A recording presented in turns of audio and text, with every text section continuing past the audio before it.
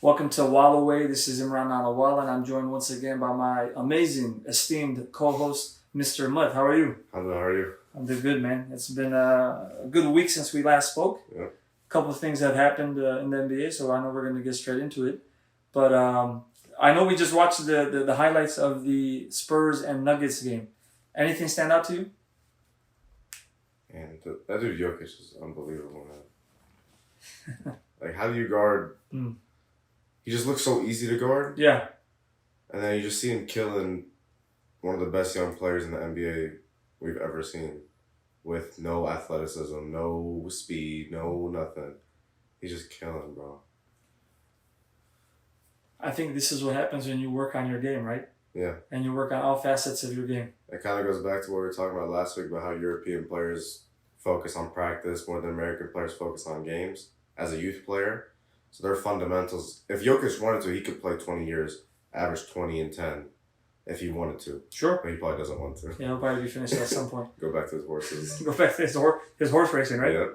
Yeah, what's interesting, man, is like if you watch the highlights from the game, I mean, up and unders, reverses, floaters. I think at one point when Wemby was actually guarding him, like riding alongside of him, what Jokic did was instead of going to his normal spot off the backboard, he went further out on the backboard. Get a little touch. Yes, yeah. And higher on it to kind of negate Wemby's length, put the right spin on it, and then went right in, right? Yeah.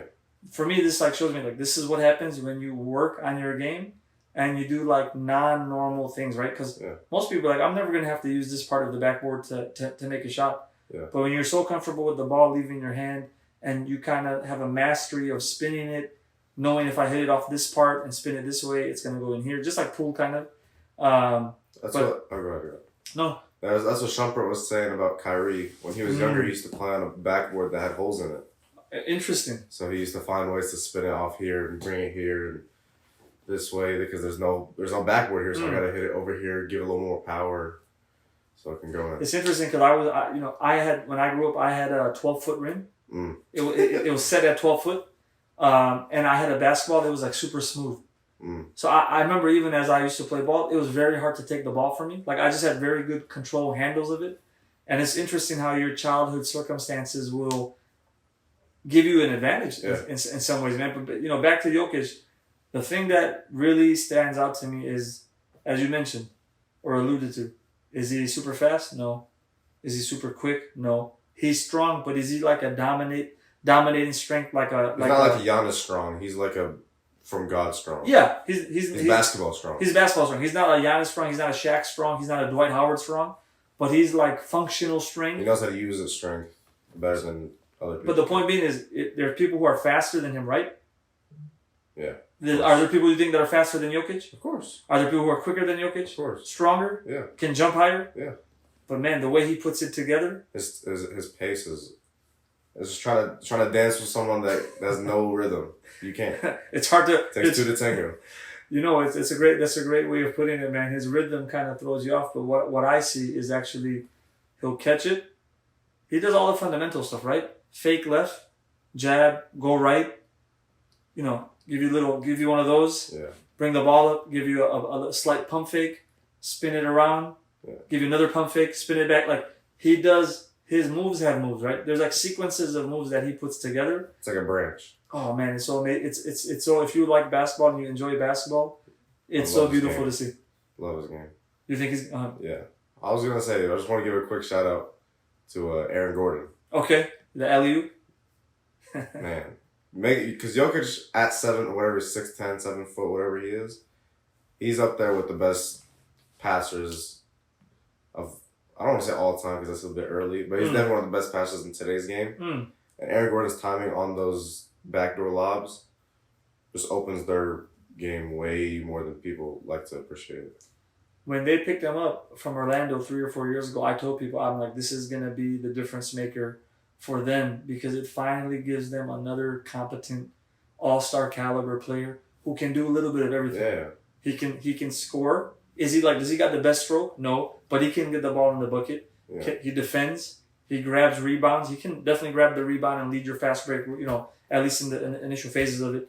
But I love Gordon on that team, man, and just watching them against the Spurs and just seeing the different pieces they had to negate Wemby's length. It was beautiful. I feel like an unappreciated aspect of today's game is having wing players that can get a lot of paint touches. Because we talked about it last week that the evolution of the game is put up a million threes.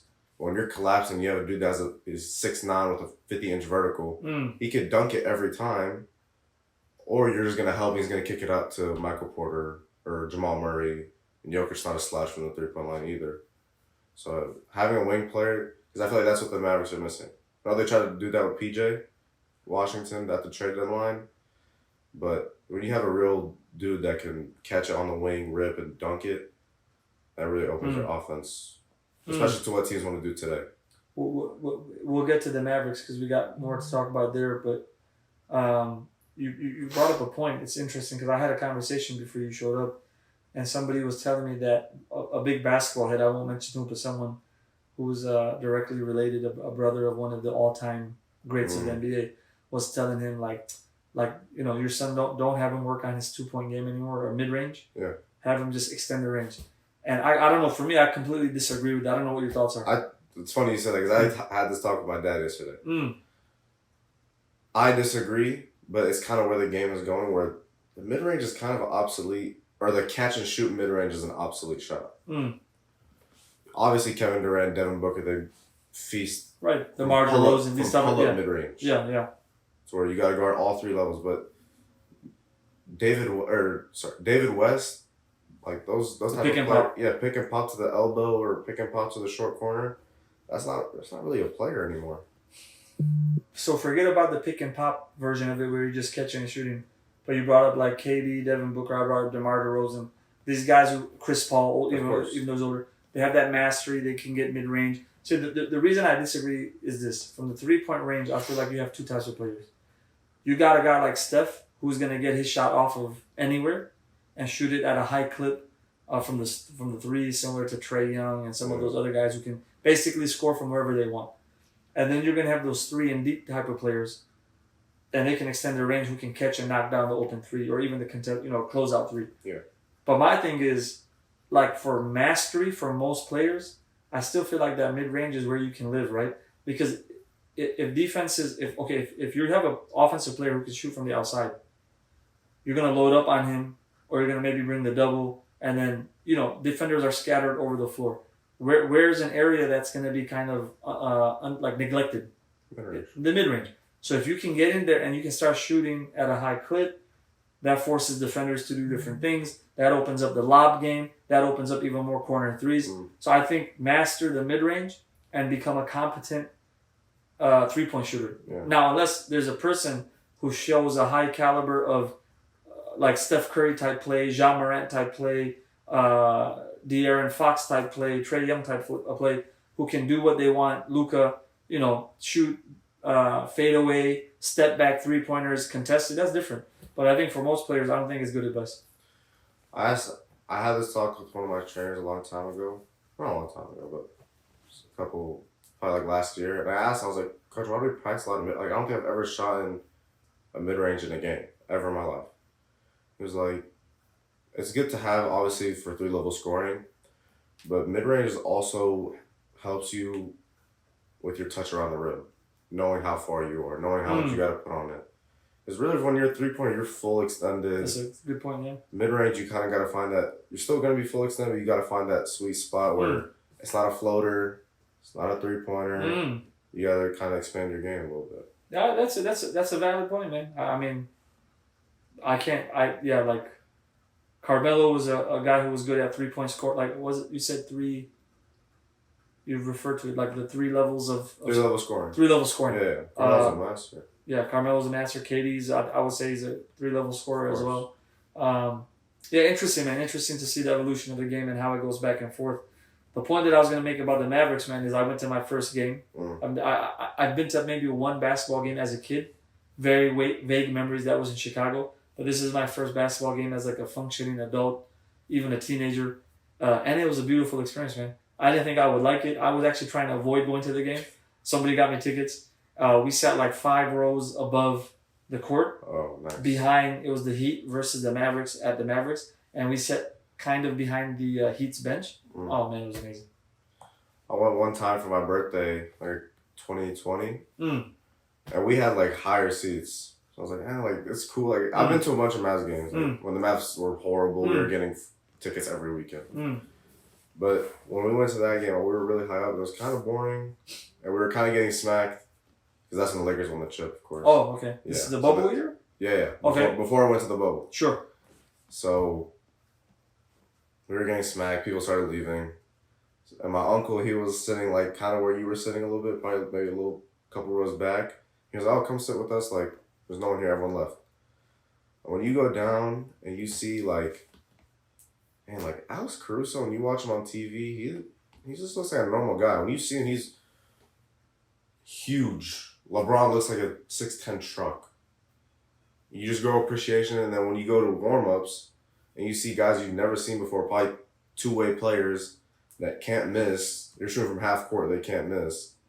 You really just grow an appreciation for NBA players. Was Dwight or JaVale on that team? Yeah. Do you remember seeing them? Yeah, they're huge, right? Huge.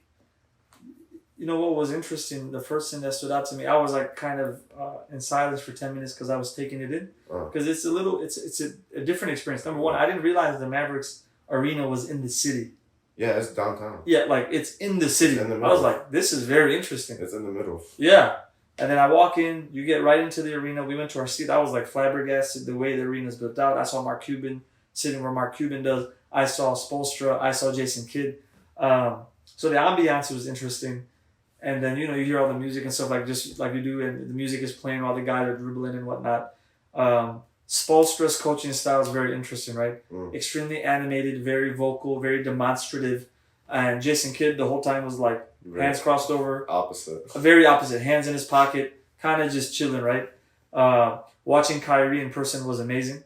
Honestly, amazing. Did Luka play that game? Luka played, man. He had a quiet 2 quarters. He started picking it up in the third, and in the fourth, he just went bananas, man. They wound up winning that game, and it looked like the Heat were going to win that game. And then that fourth, bro, step back, that slow, just step back. I'm like, you see it, it's slow. Even in person, you're like, it's slow. Yeah, like I could guard that. Why can't you? Yeah, and that's kind of the thought I had. But Kyrie looked awesome. Luka looked awesome. They're big men. These guys are big, bro. Like the Mavericks big men. I didn't realize how big they were. Bam was out there. Duncan Robinson was out there. Jimmy kind of had an off night, but Jimmy still looked good. Who looked really good. Why am I forgetting his name, man? Veteran point guard that the Heat just picked up. Trade deadline. Oh, Rozier. Wow. He was nice. Well, he had like 28. Like he tore it up. Athletic, quick, strong. He added a different element to their game for sure. Definitely an upgrade. He's really an underrated player. Oh, man. When that series, when Kyrie went out, when he was back in Boston, I was like, yeah, that dude could be a real player. Yeah, I think people always kind of saw that potential that he's a starting point guard. Who Tyler Hero was out, so I definitely wanted to see him. Yeah. Just to kind of the way he plays offense, but just to see the athleticism, man, the quickness, how engaged they actually are on plays. It's different when you're watching it from a camera that's a little higher, and then you're a little bit lower. It gives you like a different vantage point. So it completely changed up my perception of the game and how you see the game. And I was like, I got to come to more of these. Like when I went to, alhamdulillah, I got to watch a lot of basketball games in person, and they're much better experience than watching on TV. I feel like you kind of, obviously to me, LeBron's the best player I've ever, in my life, I've ever seen ever watched play basketball. In person, or not in person though. On TV, of course, like in his prime. When I went to a Christmas game against the Suns, and I watched Kevin Durant play, that was the best player I've ever seen on my eyes. It's easy. It was so easy. 2 dribbles, boom. Layup, boom. Dunk, boom. 3, boom.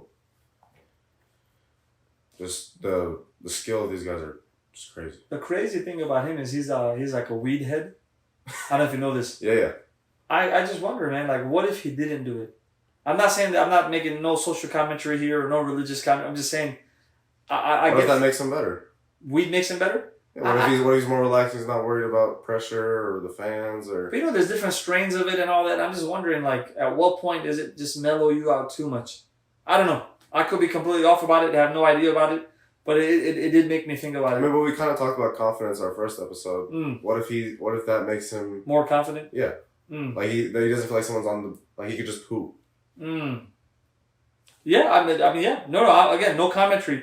Just the first. Of course, there's that way you could take it, but then there's also this way you could take it. Yes. It's just the first thought that came to my mind. I was like, man, I wonder what it does for him. So that's interesting, which is like, maybe it makes him focus, zone in, tune everything else out. I would love to watch the Suns in person, man, to watch. And Devin Booker was crazy. Yeah, watch Booker in action, watch KD in action. Is Beal back? Yeah. He's in and out. In and out still? Yeah. Yeah, to watch these guys would be fun, man. And I was looking at some prices, but I was like, these games are too much money, brother. Especially against the good teams. Yeah, especially as we go now to the end of the season. Like I was talking to my friend, I was like, oh, let's go watch the Warriors game. I was like for like decent seasons, it'd be like 150, 200, almost 200. This was like maybe 4 or 5? Yeah. 4 or 500. Yeah, for like after the sales tax and all the add-on stuff. Per seat. Yeah. I guess like $250. I'm like, oh, I'm not trying to pay that. And then if you go want to try and watch a Pistons game, you get them for free. I would watch it, man. To be honest, like just for the experience. Yeah. To watch like elite level athletes. And even when you watch a bad team, you still grow in appreciation. Oh man. Like, oh, you think this guy sucks? When I was a kid, I'm the biggest Cowboys fan. I was like, wow, this guy sucks, man. I was in the NFL. And he always told me, like, Ahmed, these guys don't get paid to suck. These guys in high school or in college were the best that someone's ever seen. But then they just come here and for some reason, there's just levels. There's different levels to it. And there's more than that, man. There's like just being able to focus, like you're on the road, 44 games, a year. It's mentally taxing. And then when you're at home, you got family wanting tickets, and I'm sure all that stuff comes into play, right? Like side chick. I hate to say it, but like you when you read about it, you see like they'll have multiple baby mamas at the game at the same time. Then you got your actual wife at the game. Then you got maybe parents or siblings, uncles and aunts at the game. You got people hitting you up for tickets and money. Then you're dealing with your own stuff, maybe some bad investments, maybe some bad games, coaches on your case, so I could imagine, man, like it's not, the pressure can definitely get to you, right? I think Ben Simmons had some of those incidents, people were saying like his mental health, this is years ago. I know D Rose had to check out for a little while he was with the Knicks. So I could imagine this really, really. It's a real thing. It's a real thing. For sure. Because if you're at the high school level, there was enough pressure, right? Yeah. Just at the high school level. Yeah, just. And then like back to like kind of what we were saying the first episode about confidence. Ben Simmons is the first overall pick, rookie of the year. 6'10". 6'10", point guard. People and when you watch him, there's like the overtime clips or Balls of Life clips in the summer, and he's cash. Yeah. And then in the game, he just doesn't have confidence. And that's an NBA player. That's his job. His 9 to 5 is to shoot. And he doesn't have confidence. What do you think a high schooler that has to go to school from 9 to 3, then maybe gets an hour before school, hour after school? It's just not even like. Who knows how they're eating? Exactly. Who knows how much homework they have? Diets, obviously. Yeah, it's fascinating, man. Looking at the game outside of the game, right? Like all the other things that are going on, the pressure. You read about like Pat Bev was talking about it. Like he had to pay to try out. That's pretty normal. You can pay teams to try out. And then I forgot what his first contract, but I think most of the money he didn't get. So I forgot what numbers he gave. Some crazy number. I think it was, as I heard the story, I just didn't remember it. I think it was the Rockets? Yes. But he actually did not make any money, I believe, on his first contract, and he had to pay. There was something like this. And then his mom basically spoke to him and said, we're going to be okay. You got this. Oh, yeah, that was like the last couple bucks he had in his account or something. Right. But even from the nature of the contract, there was something unique about the contract where he had to pay maybe agents and this and that, so he didn't have any money. After he had to split it up, he had no money. Yeah. And he had to live with his mom. So that's like a next level of confidence, man, like where you're like, I believe in myself to such an extent that, okay, I'm good with this. Yeah. I know I'm going to make it. I don't know, man. I'm a big Pat Bev fan, man. Me too. 35 years old, still in the league, where people think, he's just... There's not a lot of Pat Bevs in the NBA. Oh, I know, man.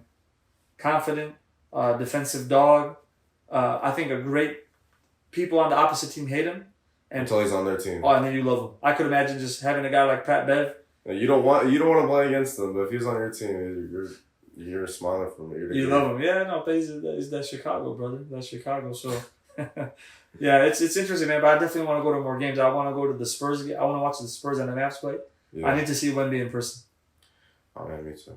Need to see it because he's an. There's something I want to tell my kids about. Bro, 7, what, 7, 6, well, how? 7'4", 7'4", 7'5", can do anything. Like, just to see him pull up, I gotta see that. Pull up on the 3, barely jump off the ground and, throw it down. Every time I watch Wemby, every time he dunks the ball, I just think of that Space Jam. Oh, yeah. When Jordan stretches out from half court and he dunks it. Yeah. Every time he dunks, I'm like, dude, this build is crazy. It's gonna be crazy, man, because that's why at his length, even if he gets older and a little slower, he's not going to be the guy on the team, but I still think he'll have a function on the team. His skill. Yeah. His skill set can make him a... Yeah. He'll be a solid player until he retires. You can still knock barring down... injury. Yeah, barring injury. He can still knock down those open shots. You put him in a zone defense, he's still long. He can, force offenses to do different things. Yeah. It's interesting, man. It's interesting to see where they're going to go and kind of what the future of the league holds, but... Yeah, how many more games do we have until the playoffs start? I don't think we have a long time left. Around 20, maybe? I think so, yeah. So we got more, a little less. Yeah, I agree. I think we have like a little over a month left until the playoffs are going to start. And then obviously that accumulates with the finals around June. So I think since we last spoke, you still seeing the same thing, Boston, Denver? Man. You what? I want to say Boston. And then, like, they have a couple, like, signature games they could have cemented themselves with that they didn't win. Yeah. Boston. Yeah, I agree. I'm like, you could have really put everyone on notice and locked down Tatum's MVP, possibly locked down that everyone's gonna believe in you in the playoffs, and you kind of lose these games. These nip and tuck games with good teams, you probably should have won. And you see Boston. I think Boston every year since 2017-ish. 2017, 2018, they've been a really good team that's been underwhelming. And it's kind of ironic coming from a Cowboys fan because recently we've been pretty good and then we always lose in the first round or second round and everyone kind of clowns us, but I don't know. Something tells me that they should win, but they're not. I think Denver's going to the finals though, for sure. Yeah, I agree. Again, it's all going to come down to the playoffs, man, and see how Philly and Milwaukee and maybe the Heat come together. Yeah. I still think it's Boston's to lose, right? Yeah. I agree with you. For me, Tatum's too shaky, inconsistent as a first player. That's been the knock, man. Yeah, you got to close games, man. I definitely don't think he's the MVP. I mean, I know people are pushing for it, but... I want to talk about that. That was a good topic. Let me hear it. I had this debate with my friends because we're all Mavericks fans. We want Luka to win MVP. I know where this is going. What is the criteria about the MVP? I don't get it. Yeah. 1 year, because I talk to my friends about it. I told them, I feel like it's really who they want to win MVP. I'm gonna look at it. Let's see if there's an official. I saw one yesterday. It was. I know Luka was 4th, Tatum was 5th, Shai was 2nd, Giannis was 3rd. First was Jokic, I believe.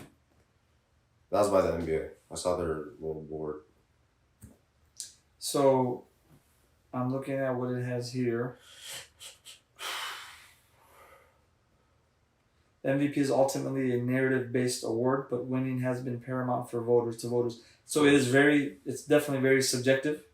Other than the minimum requirement to play, I think 65 games. It's all subjective. It's subjective. I hope I didn't say subjective. So it's subjective. People here are discussing should you include what they're doing in the playoffs into it. If you ask me what I think it is, I think it's winning team and best player on the winning team. You don't have to be the number 1 seed, but what are you doing in the league and what are you doing for your team to propel them to the next heights? Now the other side of that is who's just the best player and the most important for their team, right? So that's where I can see a guy like a Luka getting... Yeah. I talked to my friends, they were Tatum might win MVP. Yeah. I was like, why? He's the best player on the best team. Okay. So 2021 Chris Paul should have won MVP, right? Because they're the number 1 seed, best record in the NBA. Chris Paul was probably the best player on that team. He was the most valuable player on that team. I want to say Devin Booker was the best player. He was the most valuable player on that team. So he should have won it that year. No, he should have won it. Okay. Then what is it? Oh, best stats. Okay. Or no, then it'll be like. No, sorry, I'm tripping. Then I'll be like, okay, then why did Jokic win MVP? Why did Jokic win his first MVP? Because they were the 5th seed. Why did Westbrook win his first MVP? Because he was the 5th seed. Why can't Luka win it this year? Well, what seed are the Mavericks? 7. Sorry, 8. Yeah. Again, man, I don't agree with the first two definitions your friends gave, so I don't think it has to be the best player on the best team. I don't think it has to be purely stat-based. I think it has to be a combination of factors. That's my personal bias. And then it would be, another term would be taking it literally. Most valuable player. If you took that player off that team, how good would that team be?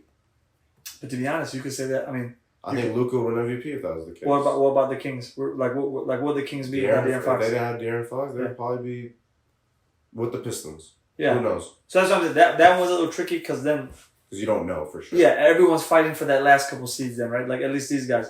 I think for me again, look, at the end of the day, it's hard because you're not the GM, you're not the owner, so it's not like you as the best player are, other than maybe trying to recruit and talking to players in the offseason, you're not able to directly impact where players go, right?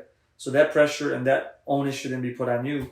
But at the end of the day, the purpose of the NBA is, the teams is to put a winning product together.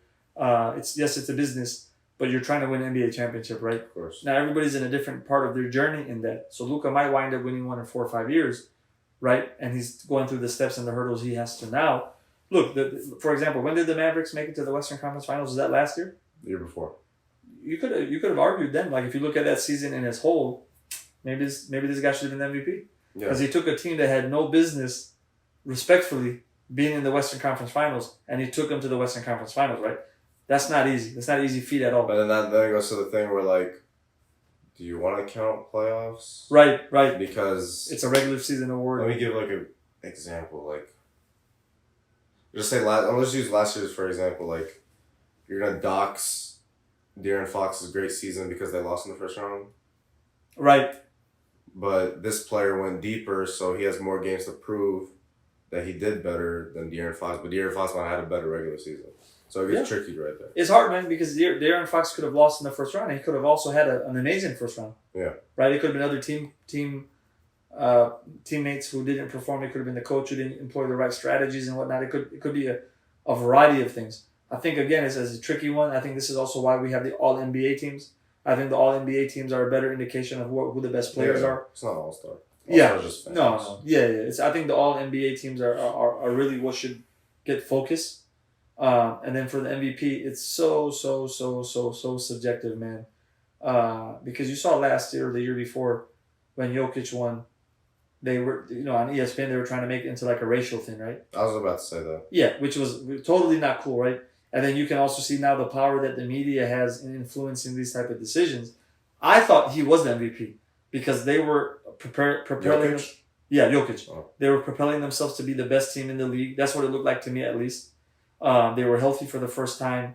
Healthy, best team in the league, and he's having high-level impact. He's almost unguardable in the sense, like, you see what he's doing to every other team. Almost 30-point triple-double. Yeah. So that's why I'm like, okay, this guy's the MVP. Luka, the argument for Luka is there. I think if they continue finishing like 4th seed or better, people will probably take that more seriously to say like, okay, this guy should be MVP. I think for Tatum, I think your criticisms are on point. I think, again, the media would love to crown him the MVP, especially since he's never won it. He's never won it, right? No. And I feel like they want to push him because he's American. That's just my personal opinion. American, big city. Boston is a big market. Big market. But I agree with your thing, which is like sometimes they just don't separate themselves like a championship caliber team should, right? Like they used to say back in the day, you got to put your foot on the throat of the opponent and just, finish him. Yeah. And with the talent that they have on the team, it's like, what are you guys doing sometimes? So I think Giannis made sense when he was winning it, right? Who else is in the East? Jimmy Butler, I could always think he's never going to get that love. He'll get some votes, but he'll never get the love.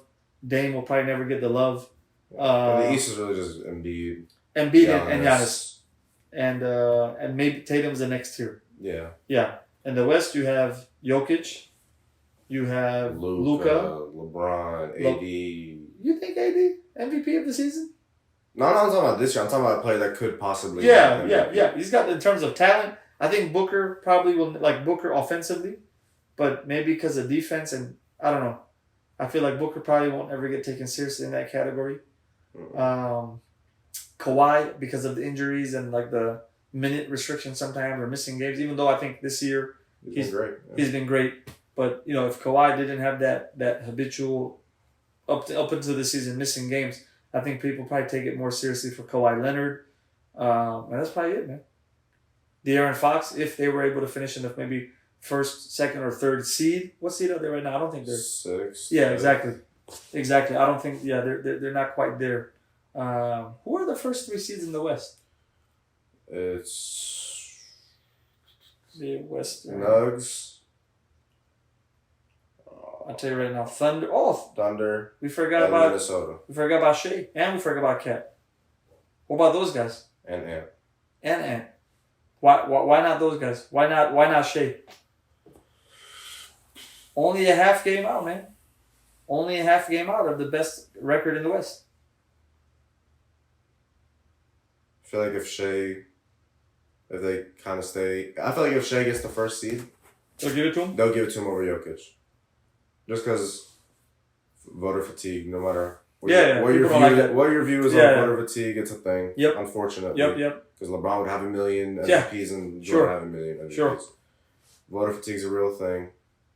He's up and coming, but he's in a small market. That's gonna hurt. It's gonna hurt. Even though we had KD and Russ both win it.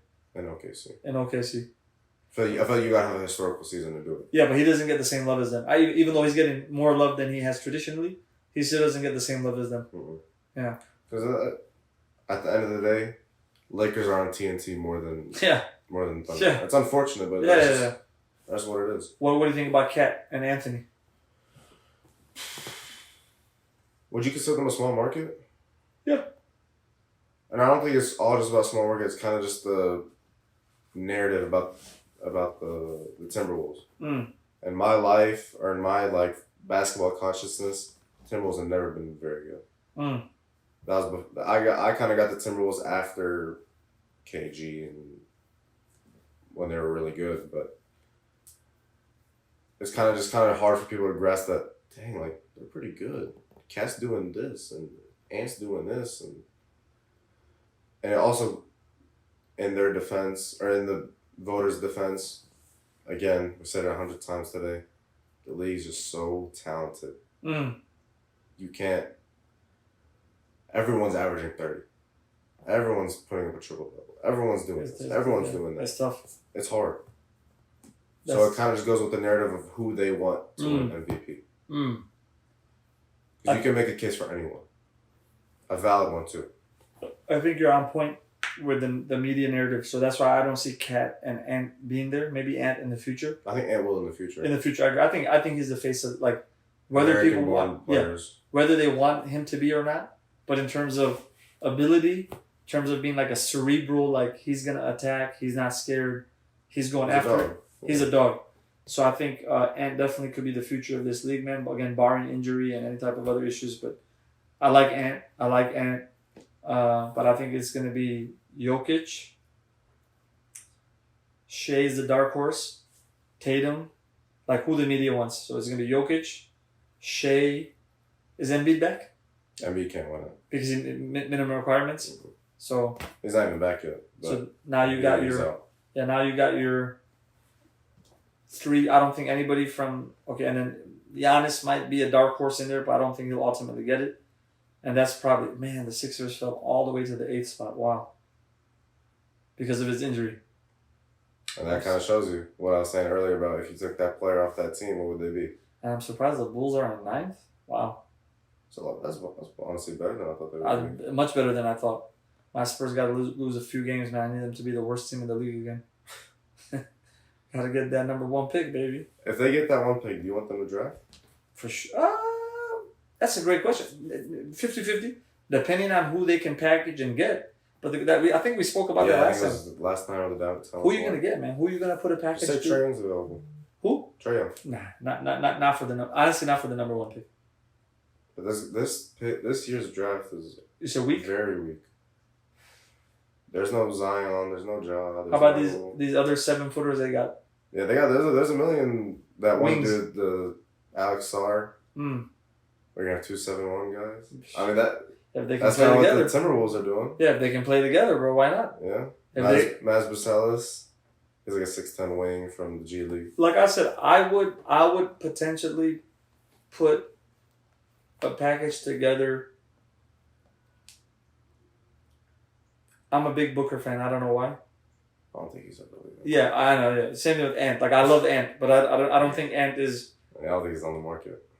I'm trying to think of players that are gonna be. I think. How about Donovan Mitchell? I was just about to say that. Yeah, a guy like Donovan Mitchell, I'll put a package together for him. Again, depending on how much the Spurs value their first pick, we'll see. I'm saying, how many valuable players do you see on the Spurs that you feel comfortable trading? I mean, most of them. That have value. Yeah, most of them. So the only guy that's untouchable is Wemby. I think everybody else is touchable, man. So you trade Vassell for Vassell, the first pick, and say another first pick for Donovan Mitchell? Possible. I like Vassell. The problem is Or Keldon? consistency. Like I don't know long term. How much more. You see flashes, but what's he gonna ultimately develop into, right? That's where you kind of fall into a problem. Like, what's this guy gonna finish up as? So, I don't know. How old is he? It's probably not. I don't think he's over like 21 or. He just got done with his rookie deal. Spurs. So like 22, 23? Let's age. He's 23. Let's see what he's averaging right now. Like in the 20s, right? Unless he fell off. Not bad. 19.2. Look at like 19.2 points a game. That's 48th in the league. 3.9 assists, 3.9 rebounds. We'll see, man. We'll see with the Spurs. What they wind up doing. I think they definitely got to make some moves. I think they got to bring some other guys to the team. I feel like they'll try to replicate what they're doing in Denver. I knew you were gonna say Denver. Get you a good point guard. Get you athletic wings. And let the offense run through the big. Before Caruso signed with re-signed with the Bulls or signed with the Bulls, the Spurs were his other team. Really? Yeah. He would be perfect. Yeah. So he was. He's a winning player. Yeah. Oh yeah. He was about to jump in with the Spurs, man. He was about to jump in with the Spurs, and I was like, yeah. I'm like, I want him on the Spurs. That's the guy I want. He'll be the Spurs' KCP. I'm sorry, I might be messing that up. Maybe they did make a run at Caruso in the trade market. The guy they lost out in free agency was Austin Rivers. Austin Rivers or Austin Reeves? Austin Reeves. Oh. Not Austin Rivers. We don't want to reignite that drama. Reeves, and they offered him the max, bro. Yeah. Yeah. I don't think so. Let's look it up. Because he was he was a restricted. So if you offer someone, you got to match that. If you're the Lakers, you got to match. Let's see. I might just be making stuff up, brother. Maybe it was a rumor. When free agency was open, the Spurs were rumored to be interested in Austin Reeves, though they didn't make an official. Yeah, because he was a restricted. I know if you're restricted, you got to match. The Spurs hesitated to offer Reeves a deal as they were afraid the Los Angeles Lakers would just match it. At least in the Spurs market, because I'm like, so right here, Spurs considered $100 million Austin Reeves contract offer. Not quite max, but I remember reading that in the forums that I follow, and I think that ultimately they balked at it. But the fact that they considered throwing that money at Reeves is crazy. I don't think that would have been a good deal. Yeah, that's what I'm saying. It's crazy to start thinking about. Jalen Brunson got about the same. What do you think about Jalen Brunson, man? He was one player I was wrong on. It's the same. I even though he had that great playoff run with the Mavericks, I didn't think he could replicate it. I thought, because we got bit by it the year before, or was it the year? It was either the year before that or the year before that, when Tim Hardaway was about to be a free agent. Yep. And he had that killer series against the Clippers. Cha-ching. Here. Yeah. Take 4 years, 72. You earned it. Mm. My friends are big Tim Hardaway fans. I'm not a big Tim Hardaway fan. I feel like he doesn't play winning basketball. He shoots a lot of dumb shots. He's not a smart defender. He's a smart defender. He takes a lot of charges, but he's just not a winning player in my eyes. And I thought we were going to get bit by that again. with Jalen Brunson because he was, again, like Tim Hardaway, he's solid role player in the season, comes to the playoffs. He had that crazy series against the Jazz when Luka was out with the hammy. Kept going on, killed the Suns, went crazy that series. And I thought we were just gonna get bit by it again. I was like, no, I don't want him. I'd rather sign and trade him. But he proved me wrong, man. That's the. You're saying he did prove you wrong? Yeah, he proved me wrong. Oh, you mean Jalen, not Hardaway? No, Jalen Brunson proved me wrong. Oh yeah, I was right about Hardaway. Yeah. No, actually, I was wrong. I was throwing hard wrong because I was like, man, like he's going off. Like we gotta resign him. Make sure he can't leave. So do you think keeping Jalen paired with Luka would have made sense for the Mavericks? Do you think Jalen Brunson would be the player we look at him today if he stayed on the Mavericks? I think. Would he be like a Jaylen Brown level player? Because that's how I see it. I think the potential and talent has always been there, but whether he would flourish, it's hard if Luka's ball dominant. Yeah. When he was on the Mavericks, he was basically playing with. That's with the sad handcuffs. thing, man, about being on a winning team and a championship team. You got to be able to get rid of that rock, man. I'm telling you. I agree. To win it all, yeah, you gotta have multiple facets to score. you have to, man. I mean, look, Kyrie's on the team right now. Kyrie can score, but it's not fluent. It's not. It's kind of your turn, my turn. Yeah, I don't like that. I don't like it. Yeah. Lucas off-ball movement's very. Yeah, I don't like guys like that. Very nothing. I hate guys. There's a lot of guys in the league like that. Kyrie's a better two. Yeah. Kyrie really is a two. Yeah. He kind the of body grew of up a in his one. era of scoring ones. Yeah. But it just doesn't flow like how when I watched they don't really have a secondary ball handler. But when I watched the Nuggets play, it's just flow form. When you're watching the highlights, it's flow form, Jokic, boom, lob, backdoor, threes, boom. Man, it's just all high ball screen, kick shooter, throw lob, score layup. Luka's obviously shown that he's an all-time great playoff performer.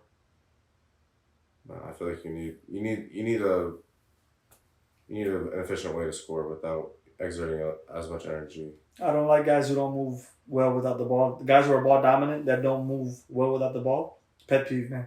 Yeah.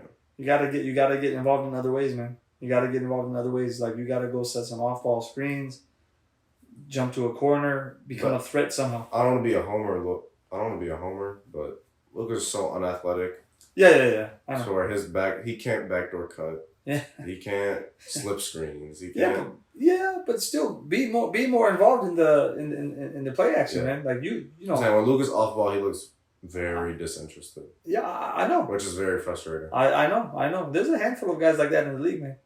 Guys who just kind of when one of the reasons I don't think the Brooklyn Nets worked out when they had Harden, Kyrie, and KD is you would see like you said the whole turn taking. Yeah. Like they would take turns. Yeah, KD, you go get a couple minutes. They do like a 5 out. Yeah. Then like someone would just. Yeah, it's like playing 2K on. I hated it, man. I used to hate watching it. It's not beautiful. It's not beautiful. And watching the Heat play, I loved it, man. That was beautiful. The Heat play. The Nuggets play. The Golden State Warriors play. The Suns when they had CP. Yes.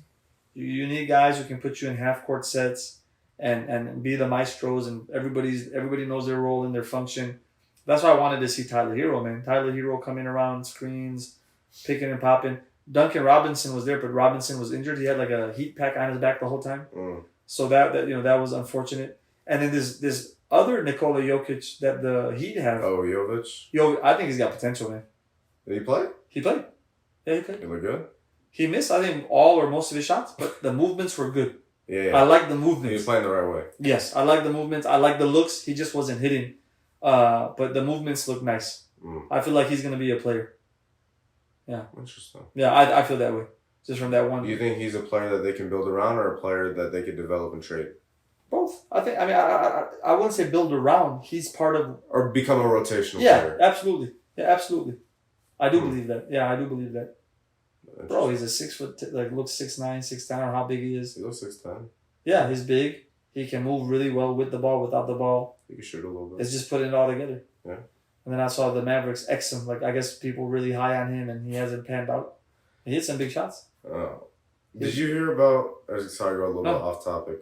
Did you hear about what Michael Finley said about Luka and Grant Williams? No. Oh, you talking about the one-on-one? Not the one-on-one. No. It was in practice though. No. So I heard it yesterday when I was on my way home. It was. Okay. Yeah. Okay. Michael Finley went on like a podcast and he was talking about. I think someone asked him like, "Oh, like what happened with Grant Williams? Like, what was the whole deal?" And he was talking like, "Man, like there was this one day at practice, Grant Williams was kind of like poking at Luka." Yeah, I heard this. You heard it, right? Like they went one-on-one and he just like I destroyed don't think him. it was one-on-one. I think it was in team. 5 on, yeah. 5 on 5. Yep. And he was poking at him, and Luka went on 26-6 by himself. Yeah. I don't know where I just got that. It just popped into your head. Popped in my head. I just had to say it, and like, yeah, I don't know why I said. No, he's a great one-on-one player, man. He's a prolific scorer, and I think that's why the Mavericks allow him to do what he's doing. But ultimately, I mean, look, he's proven me wrong before. They made it to the Western Conference Finals, right? There were some injuries in the league, sure, no problem.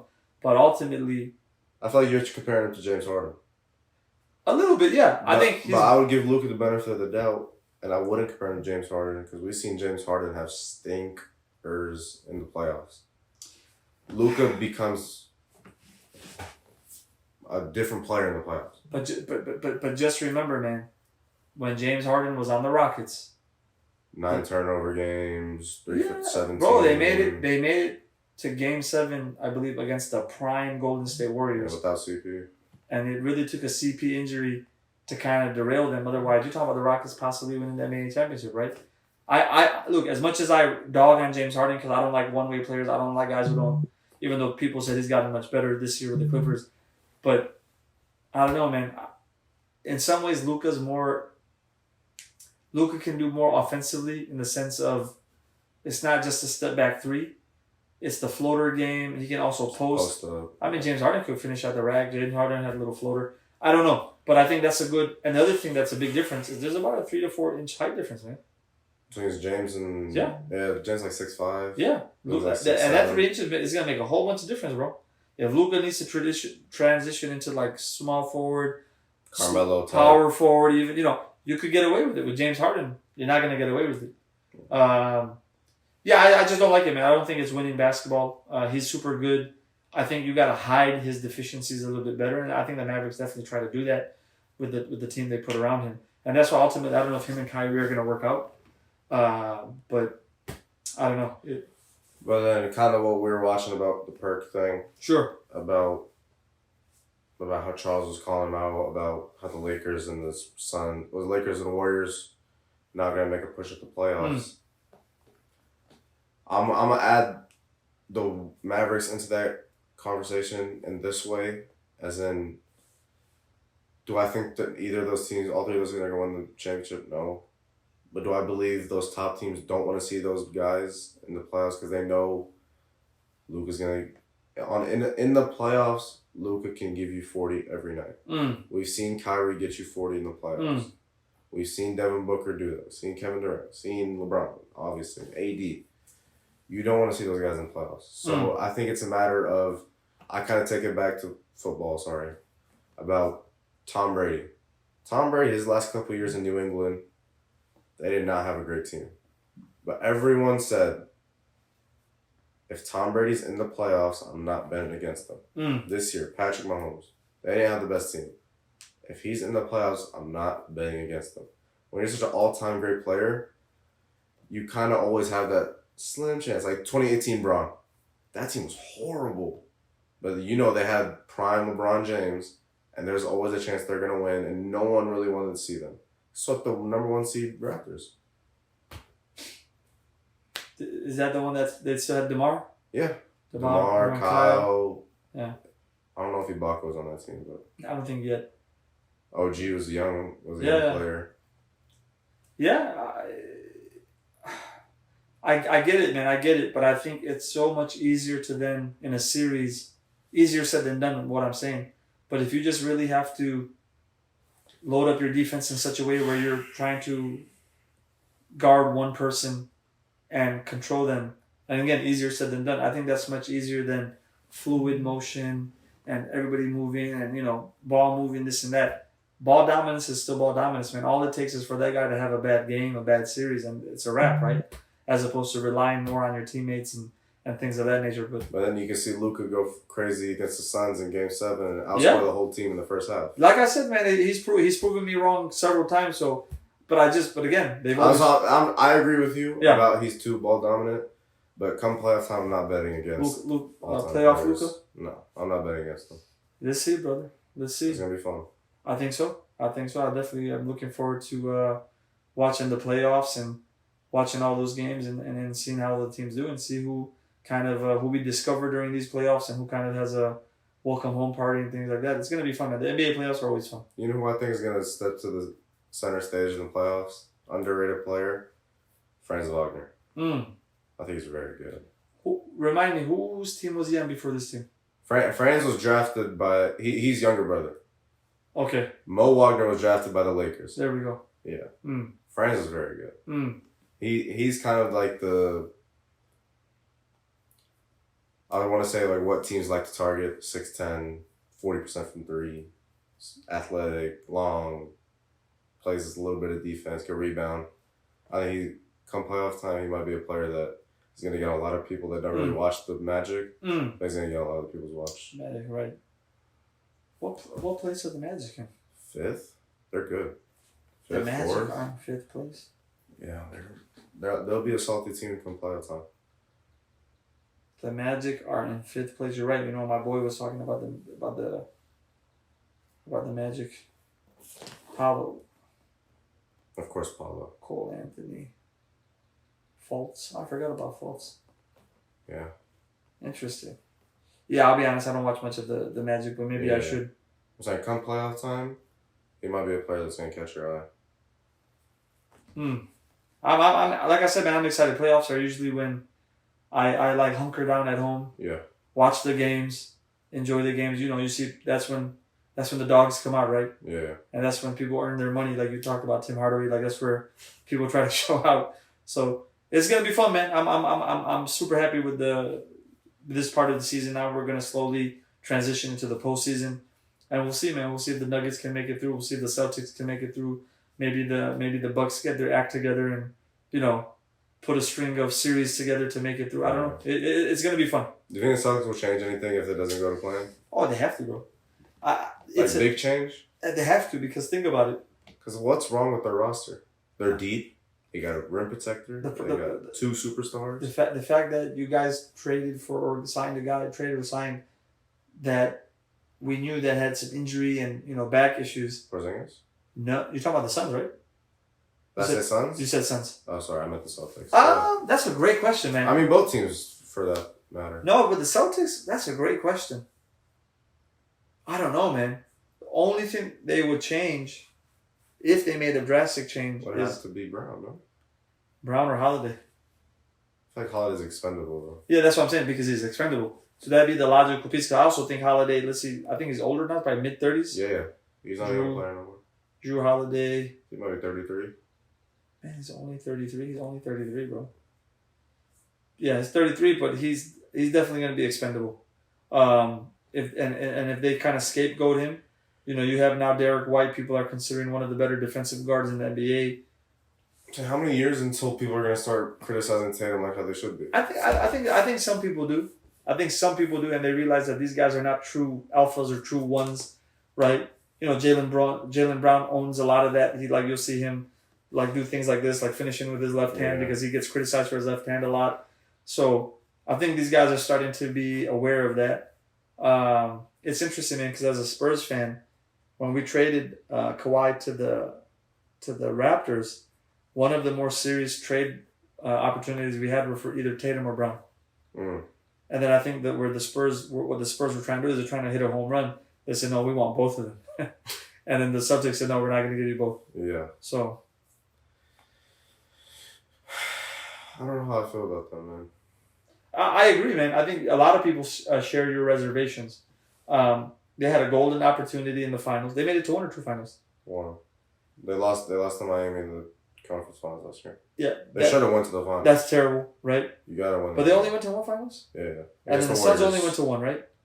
Suns, yes. And they lost to the Bucks. Yeah, and Chris Paul, I don't think was 100% in that finals. No, he didn't play good. DeAndre Ayton was shaky. Yeah. But I don't know, man. Like I said, we'll see. You know, the NBA is always an interesting league where you'll just have sometimes busy off seasons, and you'll find a whole bunch of managers at the same time are trying to blow up their rosters or make major changes because they're trying to appease ownership or appease the fan base or whatever it is. It's kind of fun. Like it gets exciting when they do that sometimes, right? Yeah, as a fan, you love it. Yeah, oh yeah. It's just like NBA 2K. You can make trades and do this and that. But like I said, man, I always look at the league from the perspective of the Spurs because it's my favorite team. I'm just seeing what pieces the Spurs can pick up on, right? Mm. If Caruso's not happy this offseason, can you go in and slide in and get a Caruso? You know, it'd be an interesting player. I don't know if he would go back though. I think DeRozan. I've said that. I said even though he's older now, to have a mid-range game, but then to have a guy like Wemby, veteran, yeah. I think it could definitely work out. And his game is aged perfectly, man. He's still so effective. Yeah, so effective. Let me see how. DeRozan must be 34. 20. Yeah, he's old. Not old, but he's not young. And he's been doing it for a long time, bro. The same type of game. Yeah. It's got DeMar is 34, and he turns 35 this offseason. Oh, you get him on the cheap. Well, I don't know if you could get him on the cheap because I think he just got... on a short term, at least. Okay, let's see what he's going to be a free agent this year. This offseason. DeRozan signed a 3-year, $81 million contract in 2021. Yeah, he did sign that extension. No, that's great, though. Wait, 22, 23, 20. Yeah, he should be up. Should be up? Yeah. I love it. Let's see how many points. He's got 23,000 points, man. 23,000 points. I think DeRozan one of the most underrated players of this time. But again, this is what happens when you don't win, right?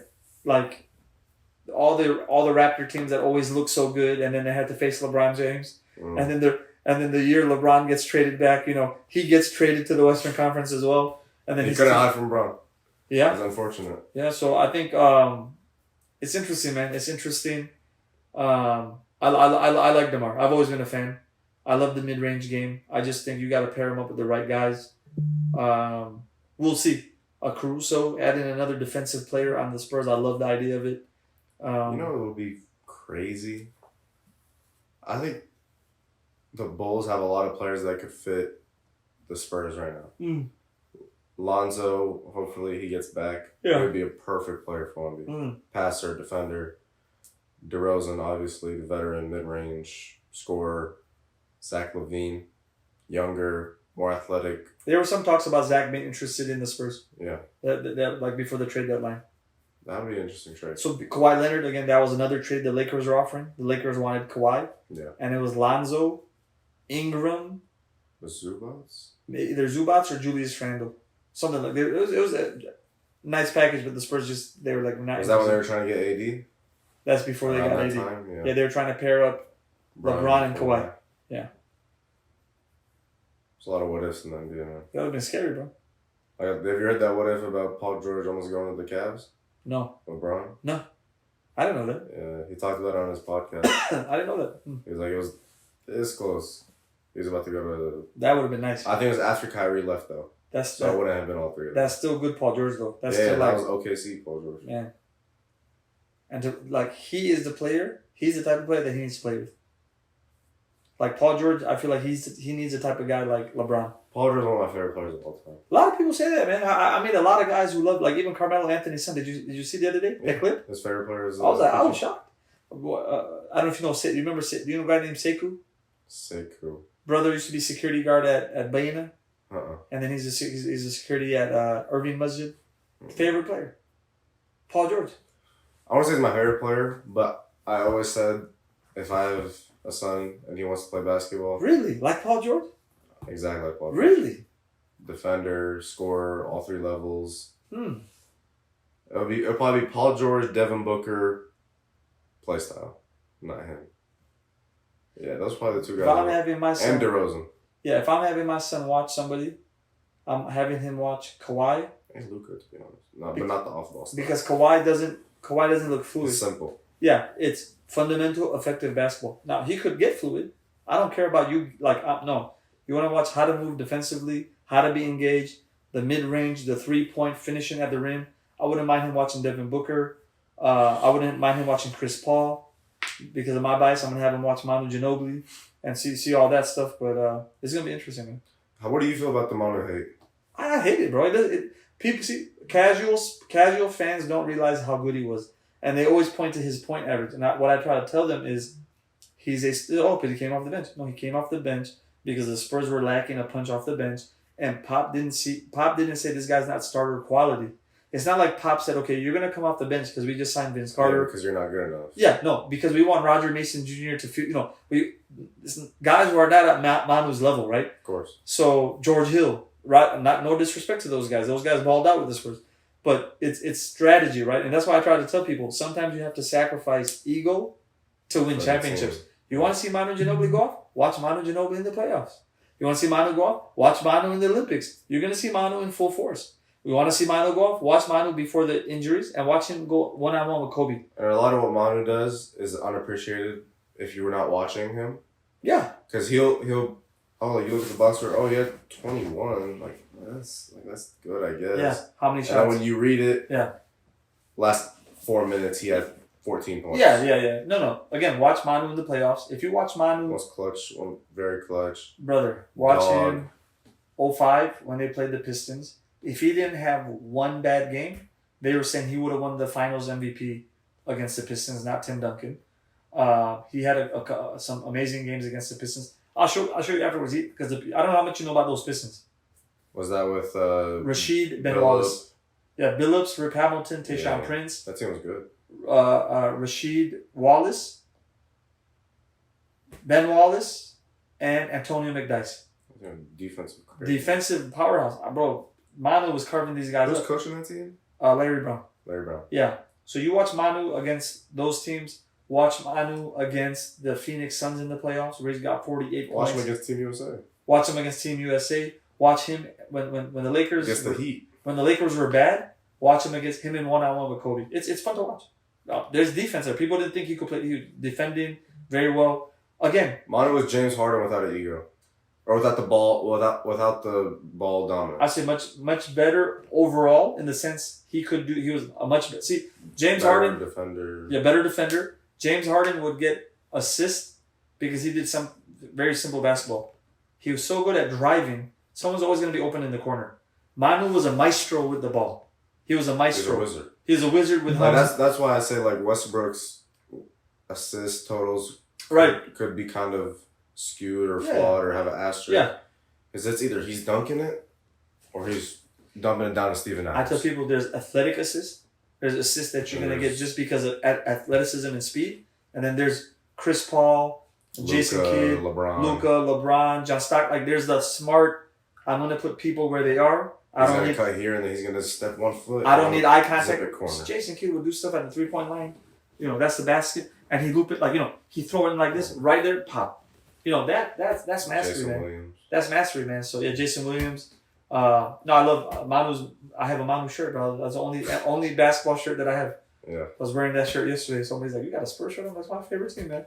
Yeah. But no, I love Manu, man. I love Manu. I love watching the Olympics. Love Manu, man. But do you think that teams could give the USA any run this year? I think France can give them some run. Look. And Canada.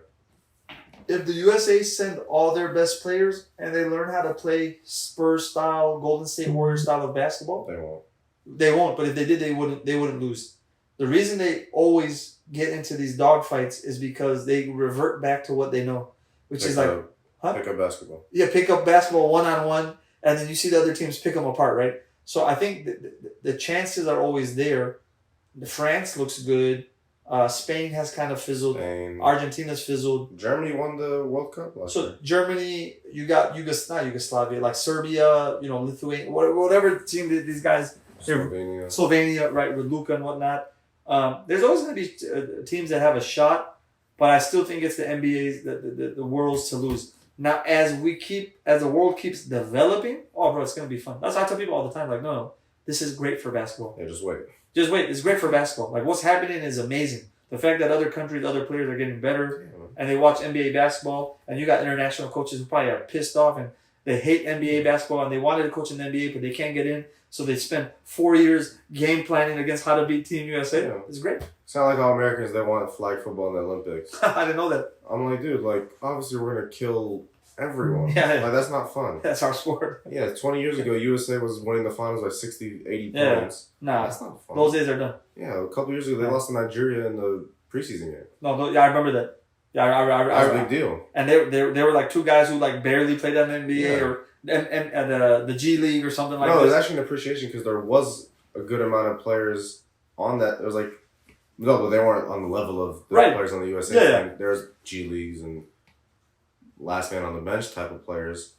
But you kind of grow an appreciation to where, like, in the 90s, there might have been 1 or 2 players per team that had an international player. Now it's probably half, maybe a little less than half international players on the team. It's exciting, man. You see the Kyrie wants to play for Team USA this season. So it brings back that vigor. Like, no, I want to represent my country. I want to play.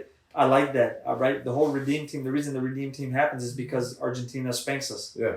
You need those spankings once in a while. Yeah, this year feels like they want to get the narrative out of the media that the world is catching up. I like it, man. Bring your best. Let's LeBron's see. coming. Bring your best. KD's coming. I'd like to see it. Even if they're older, no problem. So Those guys are still good enough. Yeah. So we'll see, man. But great show. And, we'll hit it up again next time. Inshallah.